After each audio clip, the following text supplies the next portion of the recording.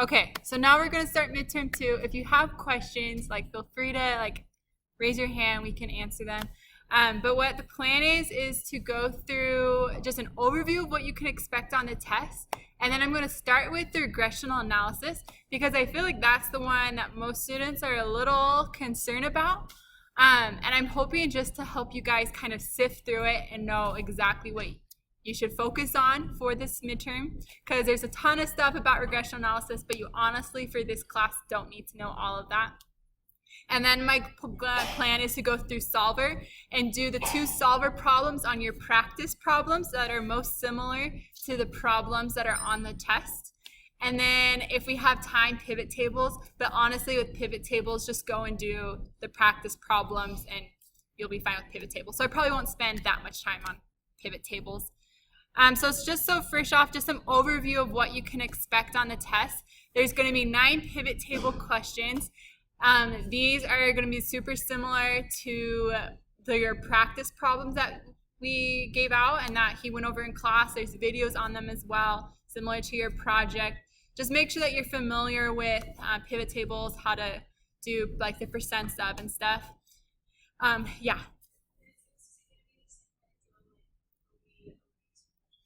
Yeah, so the way that this is going to be set up is that you're going to be given an Excel document, and in the Excel document there's going to be 1 pivot table page that's going to have a ton of data. From that you're going to make 9 pivot tables, so create 9 different pages, save those pages, and then there's going to be a Learning Suite quiz that will ask you questions about those pivot tables, and that's where you'll be given your points, is on how you answer those questions. But you also will submit your file as well, just so that we have proof that you did it, and if you have a question about it, we can have it there to refer to it. There will also be 2 solver problems also on that Excel sheet. With those solver problems, there'll be 3 questions on Learning Suite for each of those solvers. And we'll go over 2 solver problems today that are super similar to the ones that are on your midterm. And then there'll be 2 pages of data for your regressional analysis. So you'll want to run both a correlation, a regression, and an ANOVA analysis. And there'll be 4 questions on those. And we'll kind of go over just some things, like some numbers on those that you'll want to focus on, because a lot of those numbers you honestly don't need to know for this class. And then there'll be 6, I think I want to say 6 conceptual, maybe 7 in that area of, actually I think it's on Learning Suite. Learning Suite says how many questions there are. There's 7 conceptual questions. Those you'll just want to know from your reading and the PowerPoint. They're kind of specific, so don't take those too lightly. But just make sure you know data sources, ETL, KPIs, common types of BI analysis. Just go to your reading and PowerPoints for those. It's going to be a time test. It's 1 hour and 15 minutes, so just the time that you have within your class period. It is timed, so it is rushed, so make sure that you're familiar with pivot tables and solver. I tend to notice that most people, it's not as time intensive as the first test, but it still is testing you on your time management. So that's just an overview, and all of that will be done through a Learning Suite quiz, and then you'll upload your file. But is there any just general question? Yeah.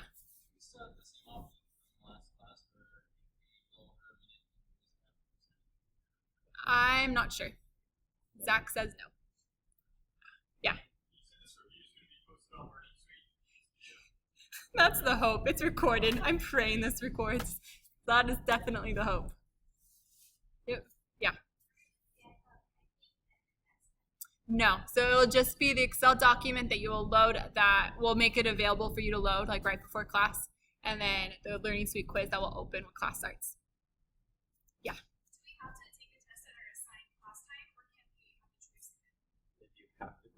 Class period, I'm sure you're free to do that, but we prefer you come to your section. Yeah. So you can if you want, but we prefer you do the same one. You probably want to communicate maybe, because your Learning Suite may not be let you take it early, so you probably want to communicate with the TA or Professor Allen to make that happen. All right, any other general questions before we jump into it? Yeah. So on the form cell exploration version, are we going to be testing on P-Log, or is it saying That's just saying no p-value. And notice I put it in stars, like no p-value.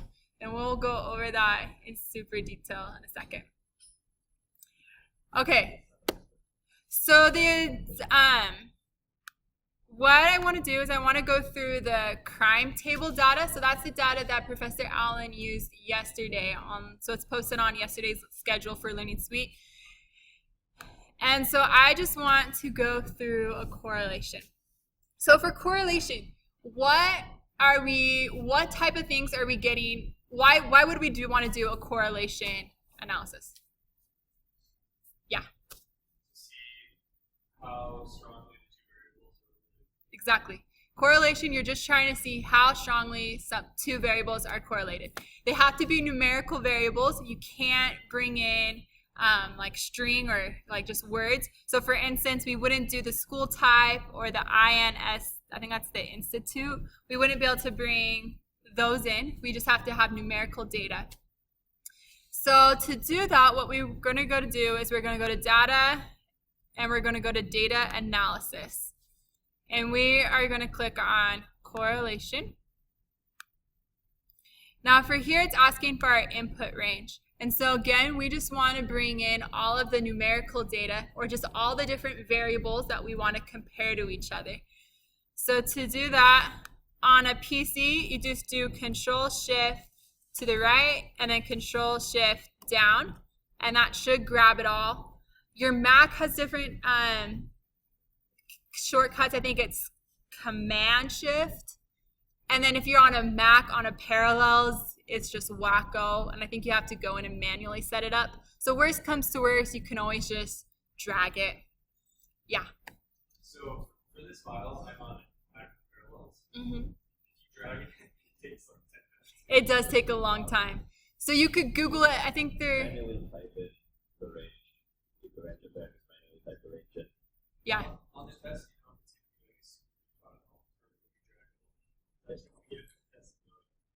Well, it should be draggable. Worst comes to worst, like you just like click down at the bottom, see what the last number is, and then use that as your reference and type it in.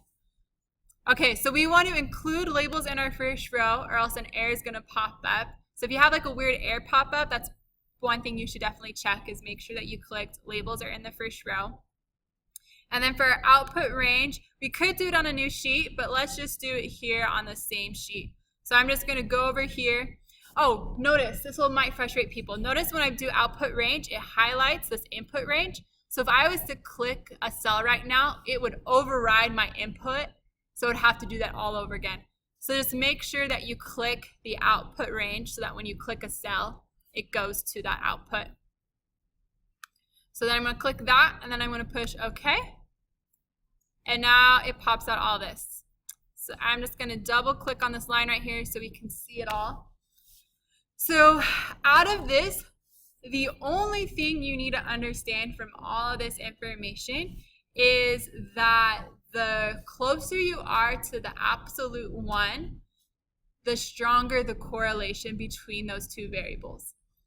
So what that's saying is the closer you are to either 1 or -1, that's just saying how strongly it's correlated. The closer you are to 0, it means that it's a weak correlation.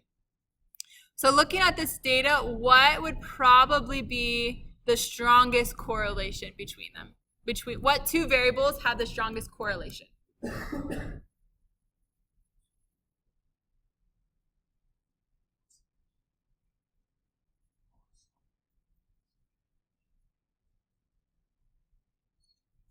If you have it, just, yeah, so just someone yell it out. And it might take you a second to like look through all of it to make sure you don't miss one. That's what I'm seeing.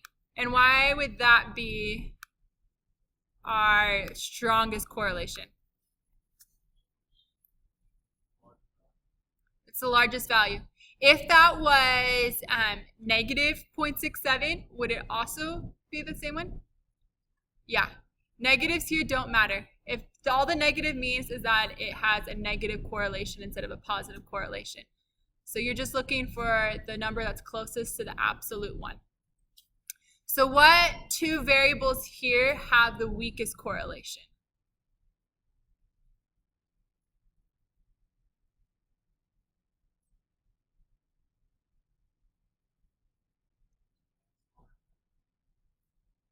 Yeah, negligent manslaughter and murder.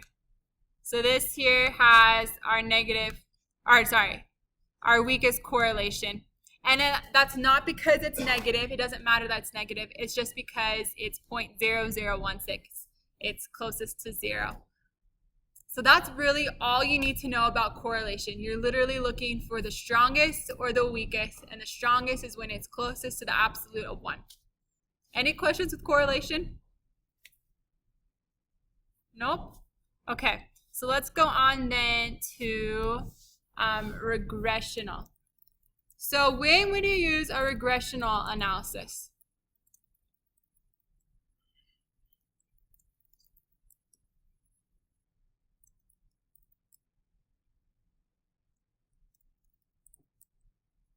Anyone? Sorry.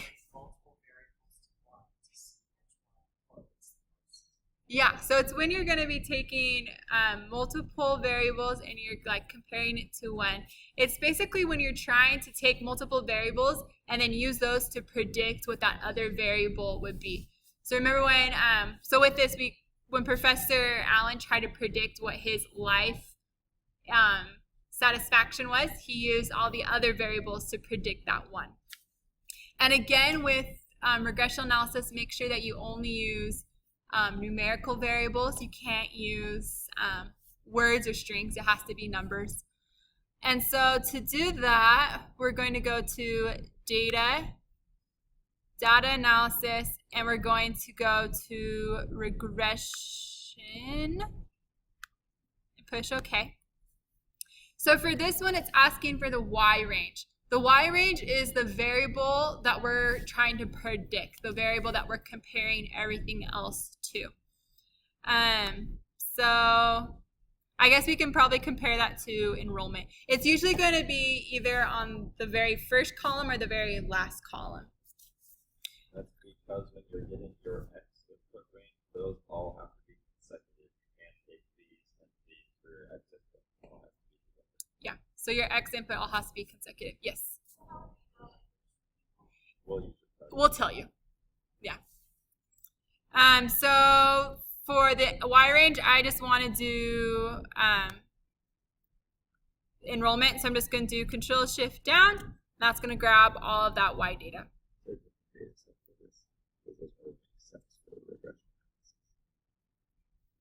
It talks about how your your enrollment. No, it doesn't make sense. Okay, if you have a different Excel, let's use another one. Otherwise, this is fine. That's true. Okay, I can pull up a new one real fast. Zach just pointed out that it doesn't make total sense trying to predict your enrollment rate based off of the crime that's around.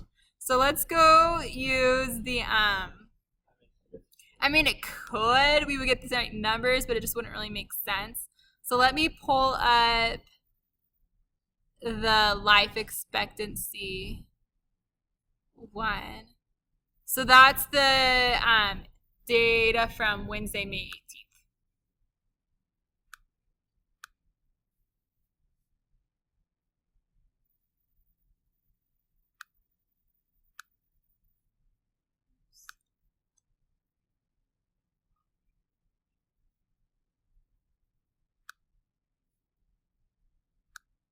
Okay, so we're going to compare age, veggies, brush your teeth, exercise, sleep well, watch TV, have friends to your life expected or your life satisfaction. So again, we're going to go to data analysis, regression, press OK. Our Y range, again, is going to be what we're trying to predict. And so Control-Shift-Down for life expectancy. Our X range is going to be all the variables that we're using to predict. So Control-Shift, you can't just, you know what, I'm just going to drag like that, and then Control-Shift-Down. We do have our labels. We click confidence level, right? Yeah, confidence level. And then for your output range, I'm just going to put right here. Dang it, see, I made the mistake. See, if you don't click on your output range, it overrides it. Yeah, there you go, Control Z. And then do that. Okay.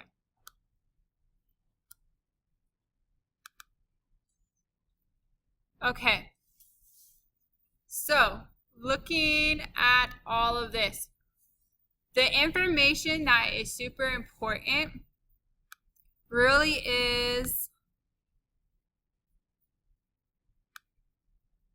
that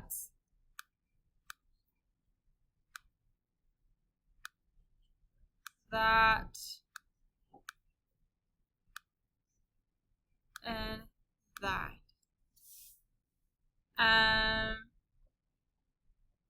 Yeah, that is the information that's going to be important.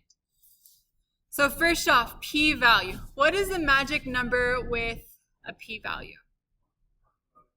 0.05. 0.05. Remember that. Please, please, please remember that number. 0.05. What that is saying is that the likelihood of these variables having an impact, there's only a 0.05 chance that it's left to chance. So they're saying that they're 95% sure that this information is correct. So when they ask you, is this variable statistically significant, what you're going to be looking for is that p-value 0.05 or less. And that's actually less than 0.05.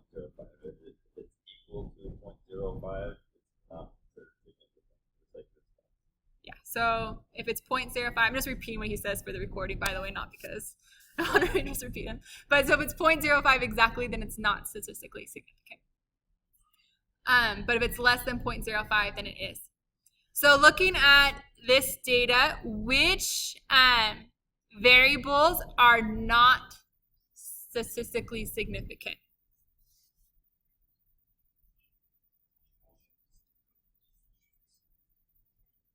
So let's start at the bottom. Is have friends statistically significant?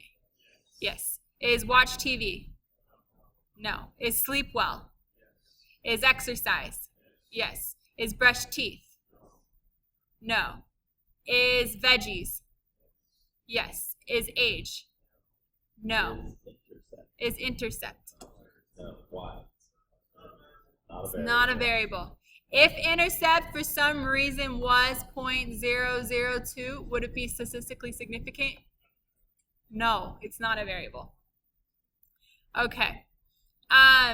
Another number to know would just be, does it even need to know? Yeah, so this number also, if it's less than 0.05, it's statistically significant. It just means that as a whole, the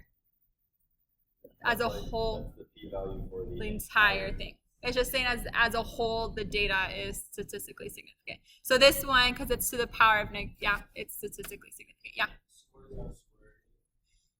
So R squared is when you, R squared is saying the percent, just a second. So what percent of the variation is explained? So it's more or less your correlation. Yeah, so it's like basically what you need to know is how strongly correlated your inputs are to the output. So it's like basically saying that like 46% of your input is explained because of it. The output can be explained. 46% of your output can be explained by the input you have. So basically, if we were to guess an output based on our input, we'd be able to explain. Well, let me try to explain this. Your reason for going to the store and buying a bike, we're trying to predict that as our y variable. I can explain your 46% of your motive based on the input. Does that make sense?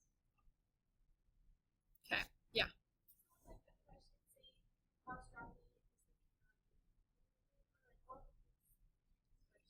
It could ask you for the specific number. It could ask you what is the like what variables are correlated, what variables aren't correlated. You basically just need to recognize if it's if it's less than 0.05, it's like strongly statistically significant. If it's not, then it's not. Sorry, what was that? Yeah, except for that one's more for like, except for each specific variable, it's for the entire information as a whole. Yeah. So it's R squared displayed as regression. R squared is correlation. They're very similar.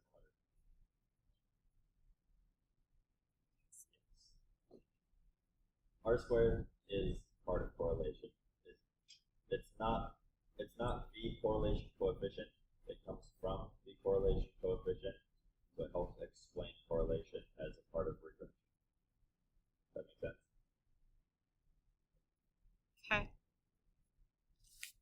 Any other questions with regression? Yeah.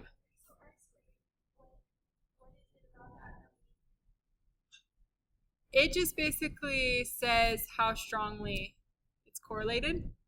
How strongly it's correlated. It'll probably ask you what is the R squared, or it may ask how strongly correlated it is the entire set of things.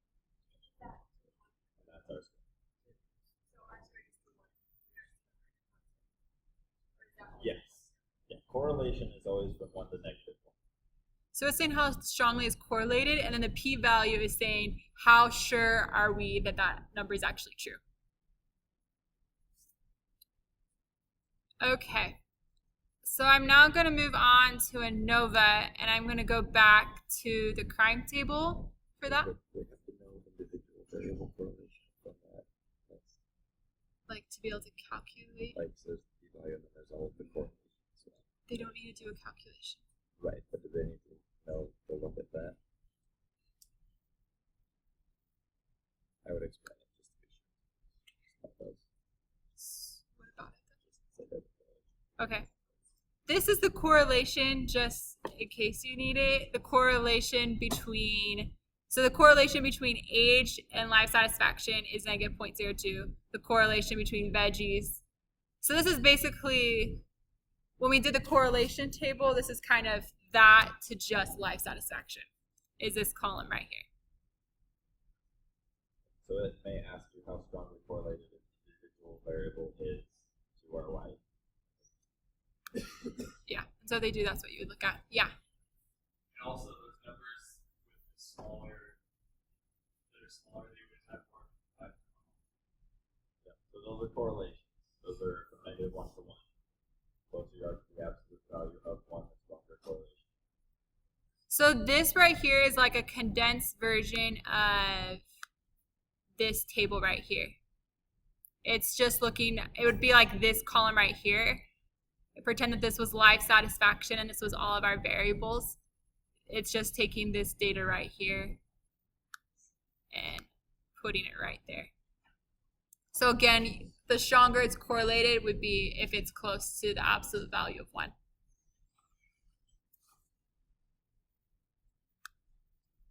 Okay, so I'm going to go back to the crime table and I'm going to go to the burglary rate. Yeah, so for ANOVA is basically talking just about the variance between the groups. It's looking to see if there is anything statistically significant. So with this one, we just go to data analysis, and we go to ANOVA, and we're always just going to do ANOVA single factor in this class. Okay, so to get the input range, with ANOVA, the numbers in each column don't have to be the same amount. And so if you do the control shift down, you're only going to get part of the data. And so what we can do is we can just go shift down, control down. That's going to get us to the very end. And then from here we do control shift up and then control shift over, and that will grab all of our data. Again, worst comes to worst, just click and drag, but that is a shortcut. If you guys have parallels, I know worried about having this, I'll be in the lab right after this, and I'll help you guys get it set up. Perfect. So then just make sure that you have labels in first row clicked. Click on your output range. I'm going to put it right there. Push OK.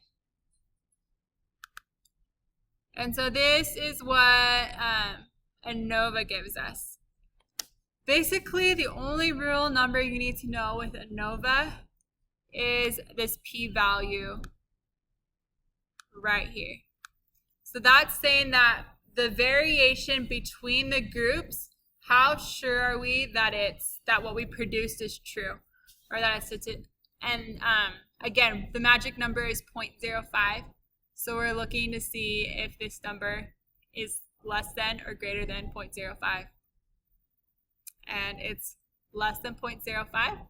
So we know that the information that we produce is statistically significant. Yeah.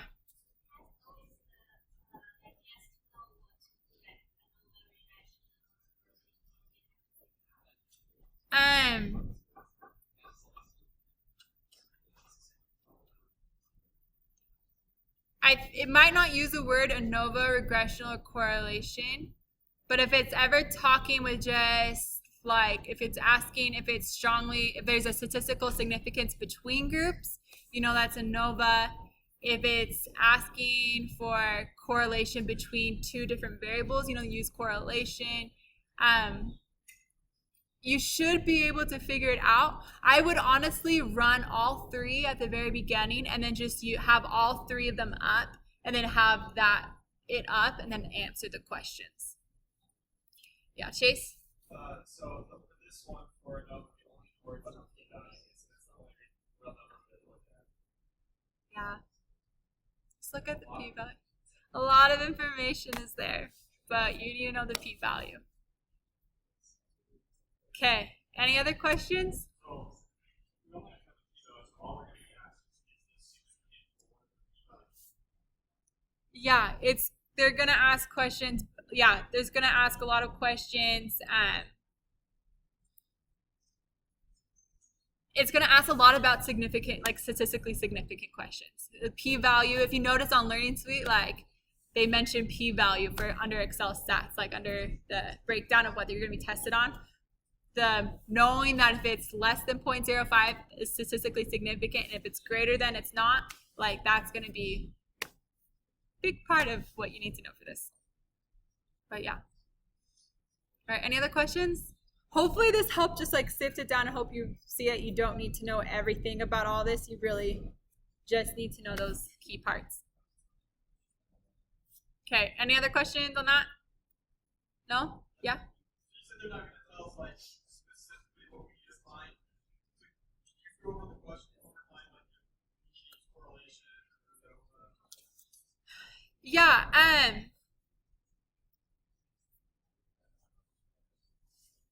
so it's basic. I mean, what I would honestly do is I would do like just pull up your regression, like create your correlation, your regression, and your ANOVA just right off the bat, and then go through and read the 4 Learning Suite questions.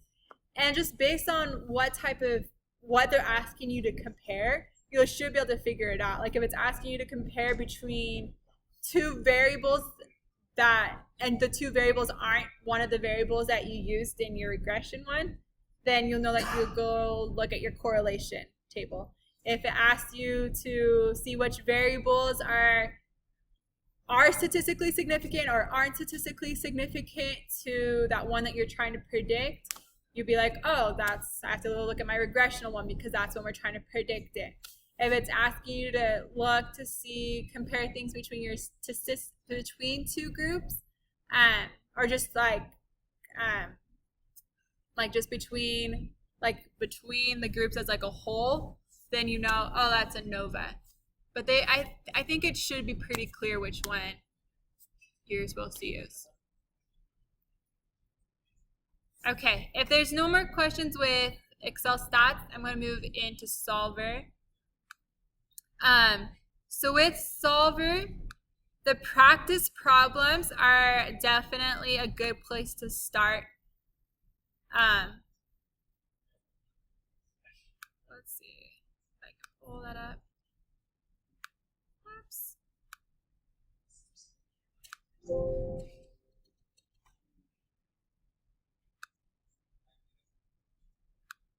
Okay, so here's the practice problems. Goal seek won't even be on your exam. Learn it if you want to, but it won't be on your exam. So I was on Learning Suite, I think, so Wednesday, May 18th. And the key is there as well. So, and I think there's even, yeah, look, there's a 28 comprehensive video on this. So someone walks through these problems step by step by step. So you can go watch those as well. So the two that I want to go through are the shipping and the transistors. I feel like these two would help prepare you for your exam. Okay, so the first one, shipping. You are in charge of shipping a large multinational firm. You want to figure out the least expensive way to ship the goods from your ports, Los Angeles, St. Louis, and Boston, to the warehouses in Denver, Houston, Atlanta, Miami, Seattle, and Detroit. You must meet the demand without excess and can't have negative inventory. The number shipped must not be less than the number needed. So first off, just kind of get familiar with your data. So here we have our shipping cost data. Here is our number needed or our demand. Yeah. Sorry to interrupt you. So on the test, are we going to have to formulate the relationships in the Excel spreadsheet, or is it Yes. Is this one there? It's already done. Yeah, so in this one, if you look down here, for instance, our shipping cost is already formatted. But in your project or your homework that you had to submit and in the test, you're gonna have to go through and format it so that the total cost or the other things, you just put in the equations there.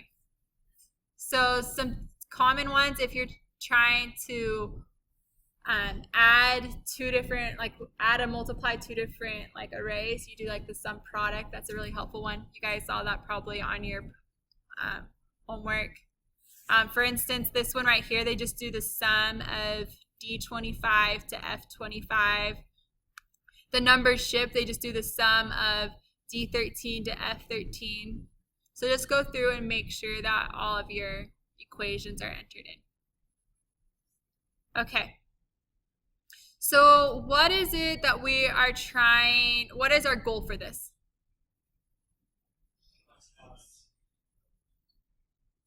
To what? Sorry.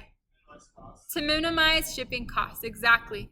And what are the variables that we have control over? Number to be shipped. Is it this column right here or these columns right here? The smaller one? Actually, it's the larger one, because the smaller one is adding all of those together, and so we don't have direct influence over the sum of those. What we have direct influence over is the number that we ship from Denver, or from between Denver and Los Angeles, and Denver and St. Louis, and Denver and Boston. Here's your tip. Your objective cell must have a formula in it. Your changeable cells cannot have formulas. Very good tip. That right cell is a formula. You can't have that as your changeable cell. So to repeat that, mainly for the video, but your objective cell must have a formula, and your cells that you can change, your variable cells, they cannot have a formula. Okay, so then let's just vocalize what are some constraints that we're going to have.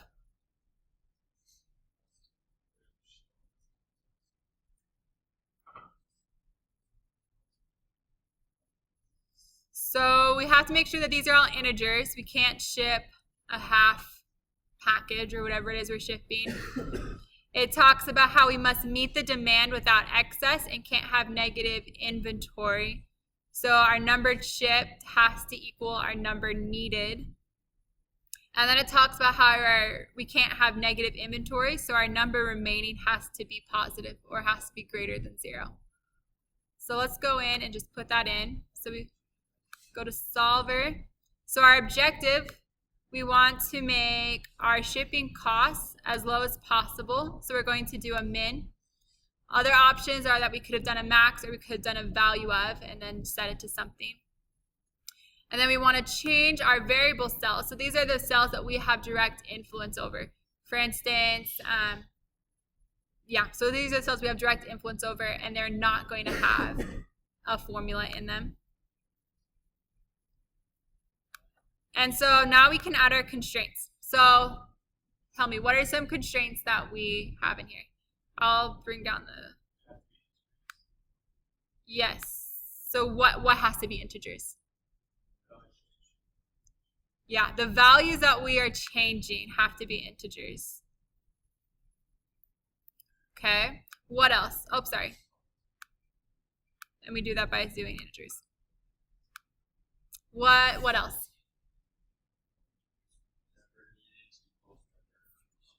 Yep. Numbers to be shipped has to equal our numbers needed. Okay, what else?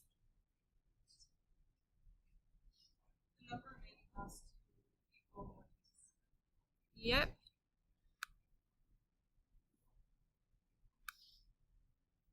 Has to be greater than or equal to 0. All right. Is there anything else?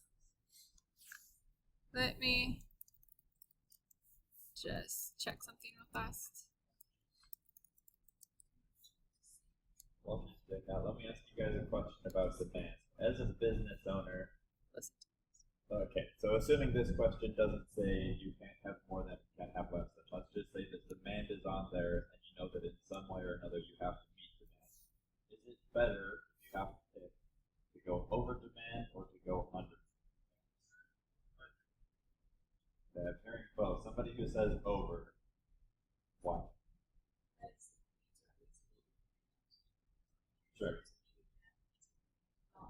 If we don't meet our demand, we're going to have customers who aren't able to get the product that they want, which could be a problem. Somebody who says it's better to be under. Anybody explain why it's better to be under?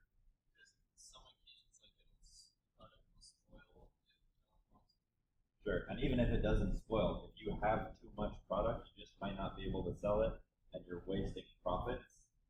As a business owner, which one's probably a bigger concern? Personally, I'd say wasting profits in most situations. So if the problem doesn't explicitly tell you which direction to go, it's better to assume that you don't want to exceed demand. Keep that in. Okay. So just to repeat that for the video, it's still so weird repeating it for the video, but for the video, if it doesn't specifically say to go over or under demand, go under demand because you don't want to miss out on losing profits. So go under. Okay, so anything else with this? Does anyone say anything we should change, do differently? Yes. Yep, exactly. We want to make sure that we always have this as simplex for this class. Yep. Why is that? Honestly, I'm not sure. It has something to do with like it's linear. I'm taking Stats 121 in the summer, so ask me after that and I can probably tell you, but don't know it quite now. But I do know that for this class, you want to keep it on simplex. All right, so we're going to push solve, and we're going to push OK. And there we've got our answer. Any questions with that one? Yes.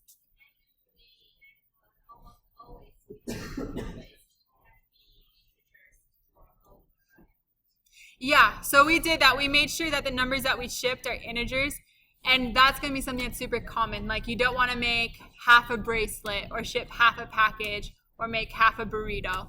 You want to make sure that you do whole numbers for that. Is that a question for Zach? Okay, awesome. So another one that I want to go over that I think will help you for your midterm is the transistors one. It's just right next to it. So this one says, at a transistor manufacturing plant, 4 technicians, A, B, C, and D, produce 3 products, products 1, 2, and 3. The demand for the products is shown below. Technician A can only make products 1 and 3. Technician B can only make products 1 and 2, and Technician C can only make product 3, and Technician D can only make product 2. Okay, so what is our objective in this one? Let me show you minimum smaller. So you can... Okay, what is our objective in this problem? To maximize profits, exactly. And what is it that we have control over? What is the variable that we're going to be changing? What we make, exactly. So that's exactly. What are the constraints that we have?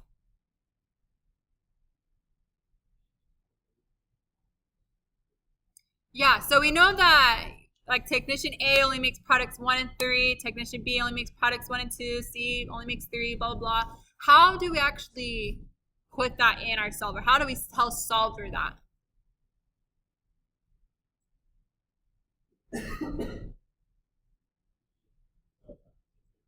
Exactly. The products that they don't make, they're going to make 0 of them. So we just have to set those cells as 0. Exactly. What are some other constraints that we have?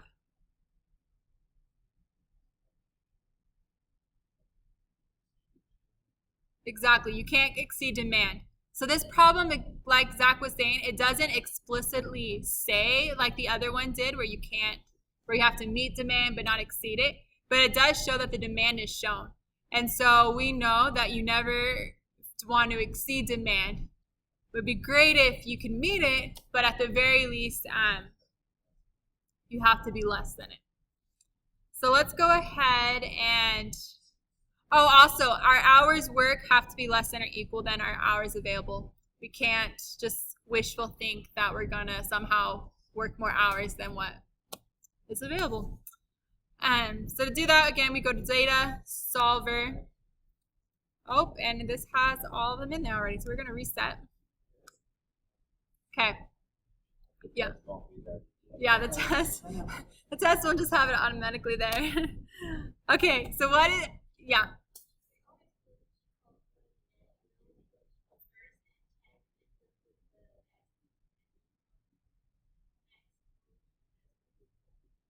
The test should tell you specifically, but generally will be less than a equal to.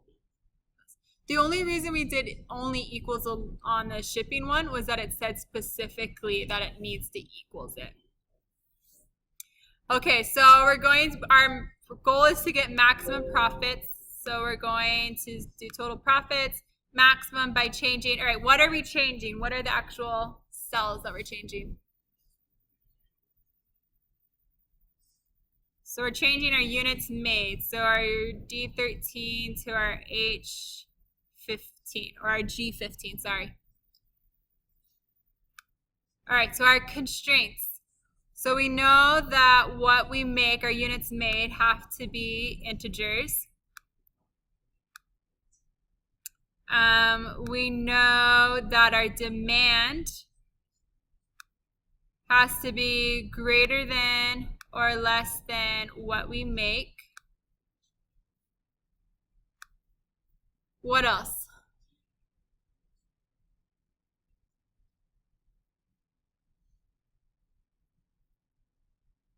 This one really makes it really easy. Like they show you like, hey, look, these cells have to be less than or greater than these cells. So our hours work have to be less than or equal to our hours available. Okay, so now let's say that we wanted to go in and tell solver, hey, Technician A, they can only make products 1 and 3. How do we tell solver that? He's already mentioned it, but how would we actually physically put that into solver? Yeah. So you say that you would go to that square and just put equal 0. Yeah, so what square? So say for Technician C, for F13, just put it 0. Exactly. So Technician C, they can only make product 3. So that means that they can't make product 1 or product 2. So what I could do,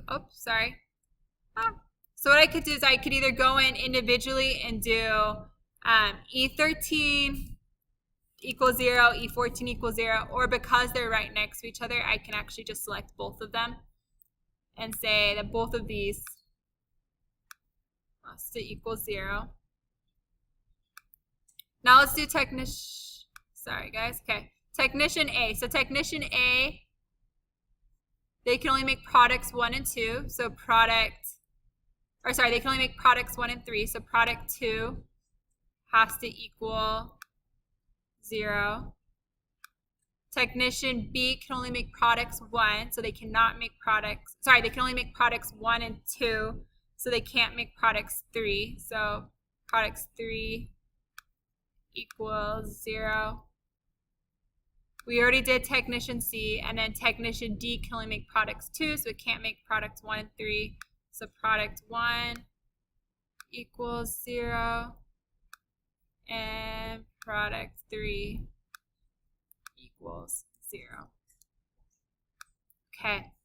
Then we just make sure that we have our simplex there, and then we can go ahead and solve that. We push OK, and that gives us our max total profit. With that, just again, make sure you run through and make sure that there's an equation in there. How they did this, do you guys know how to do sum product? Does anyone feel comfortable? Should I run over that real fast? Because you'll probably need that. Okay, so let's pretend that I got here and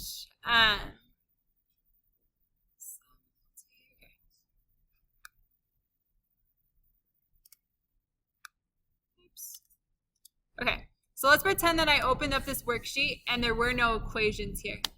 How would I do the equation for make?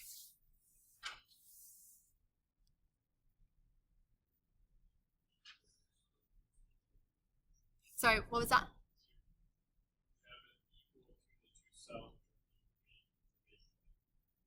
Yeah, so we want to just add up all of what technician A, B, C, and D did, right? So to do that, we would just do sum, and then we just go over here and we say we want to just add up what technician A, B, C, and D did.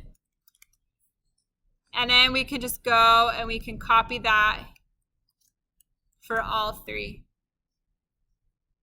So what that's now doing is it's saying, hey, that one's the sum of that, that's the sum of that. Does everyone ever understand that? Okay, so total profit, what is it that we're trying to calculate in total profit?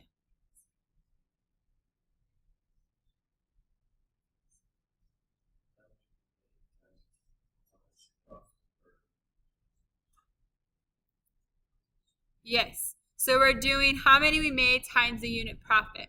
So one way you could do it is you could reference, the 6 times the 78 plus the 7 times the 34 plus the 10 times the 50.